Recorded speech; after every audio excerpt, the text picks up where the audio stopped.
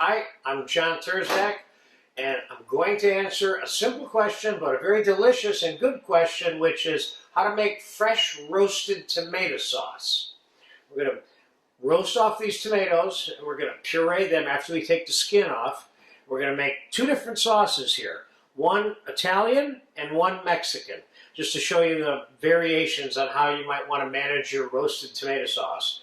So all of these, I cut the cores out and I scored the top with a cross. So I did to all of these what I'm doing to this one right here. Could you use a little tomato shark for this? Absolutely. Exit.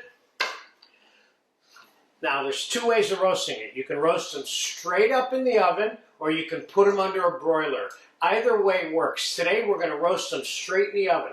The oven's on 550. And I'm going to put them down close to the heat element there.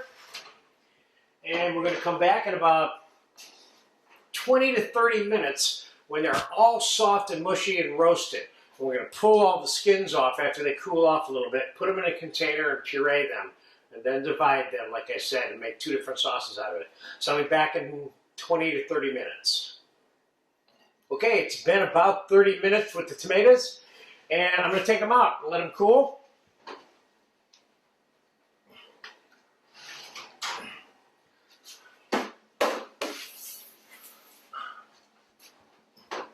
As you can see, they're brown. As soon as these cool off, we're going to pull these skins right off like it's nothing and make the sauce. I'll be back in about 30 minutes, give or take. Give these guys a chance to cool off. And then while they're still warm, we're going to puree them. Okay, see you in about half an hour.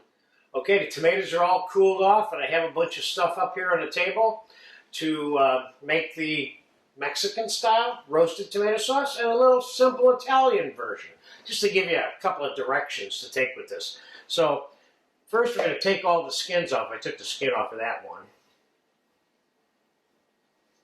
Just throw the tomatoes in here.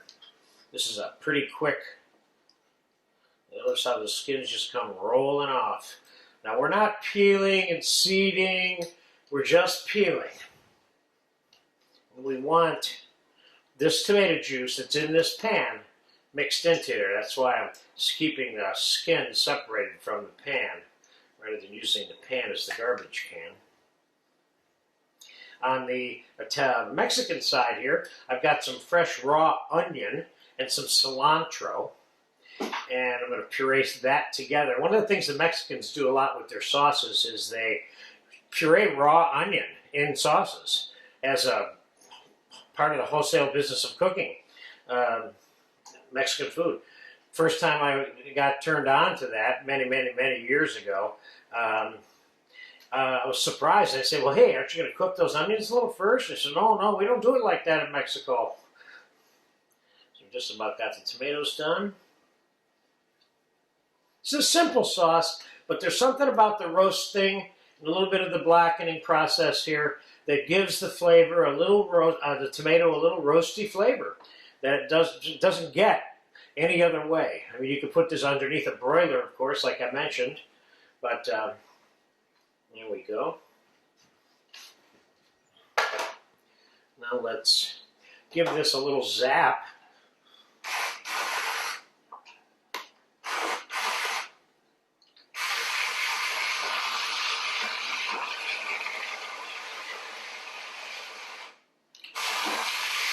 Whoa! Flying tomatoes.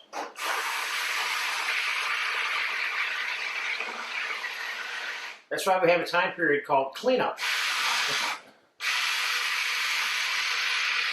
Okay, this is about done. Kind of earthy looking chunky sauce. See here? I want to taste that too before we take another step further in terms of dividing this. That's a fun little sauce. Now, first, the Mexican version. I have a little bit of cilantro and some raw onion here. I'm going to put half of this sauce in here. And I'm going to squeeze a little bit of lime in here. And you can put like a little fresh jalapeno or a little bit of uh, serrano or something like that. I'm going to put a little pinch of chipotle that's been pureed in adobo sauce in there just to give it a little bitty tiny bite. Now let's see if I can pull this off in this little container. Yes, I can. No, I can't. Tell you what, let's do this. Let's put the one for the chopped basil in here. Let's put this one in here. How's that? I've been known to change things in midstream many times, and this is a good reason to. Okay.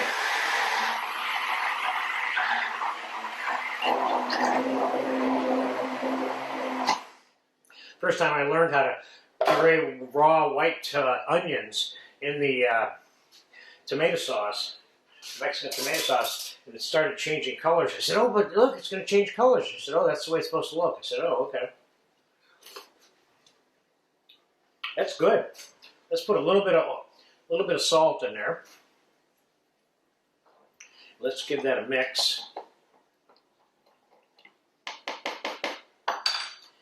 And let's put some of that on a plate for you.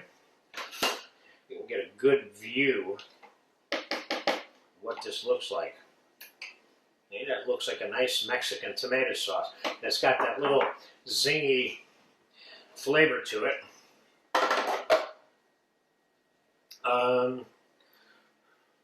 Hold on one second. I'll be right back. I'm going to wash this off before I stick it in there with the other one. Be right back. Okay, I went and rinsed it off. I don't even need it anyway. I'm just going to... this tomato sauce is already created. In terms of the Italian version, which I really like, is I'm going to take some fresh basil. Let's chop that. Let's get that stem out of there. You can use straight up raw garlic, or I happen to have roasted garlic on hand, so I'm going to put a little bit of roasted garlic puree in there.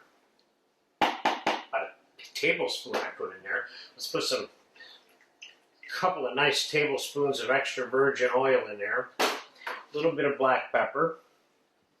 A little bit of salt. Give it a whirl. This looks really good. This is the kind of tomato sauce that you want to serve with simple things like brajol or some kind of little cold pie. This is a cold pasta sauce in a New York minute. It's good. Needs a little more salt. And in this case, this needs a pinch of sugar. Put just a little bit of sugar in there.